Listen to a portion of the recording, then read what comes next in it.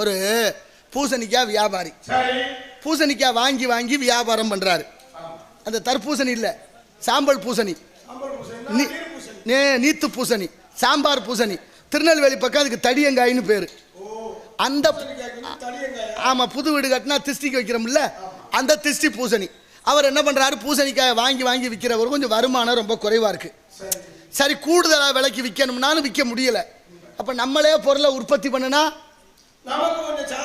கிடைக்குமே நினைச்சு பூசணிக்காய் விதையெல்லாம் வாங்கியாந்து ஒரு தோட்டத்தை ஏற்பாடு பண்ணி அதுல பயிர் போடுறாரு. அதுல பூசணிக்காய் பயிர் செடி வந்துருச்சு. செடி வந்தா வாங்க வாங்க நல்லது. அப்ப செடி வந்துருச்சு. செடி வந்தா என்ன பண்ணு, முதல்ல பூசணிக்காய் செடியில பூ வராது, பிஞ்சு தான் வரும்.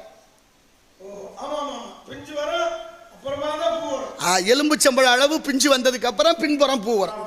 இப்ப பூசணிக்காய் வியாபாரம் பண்ண அந்த தோட்டக்காரர் என்ன பண்ணாரு, பூசணிக்காய் பிஞ்சு எலும்புச்சம்பழ அளவு இருக்கிற போது ஒரு குலாளர் குயவனார் வீட்டுக்கு போய் ஒரு பானை செய்ய சொல்லி அதுக்கு வாய் வந்து இந்த எலும்புச்சம்பழ அளவுக்கு பிஞ்சு போற அளவுக்கு ஒரு ஓட்டையை வச்சு அதை சூளையில சுட்டு அந்த பானையை வாங்கிட்டு வர்றாரு, மண்பானை.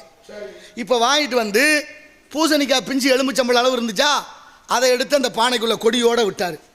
இப்ப பூசணிக்காய் எதுக்குள்ள வளருது, பானை எவ்வளவு பெருசு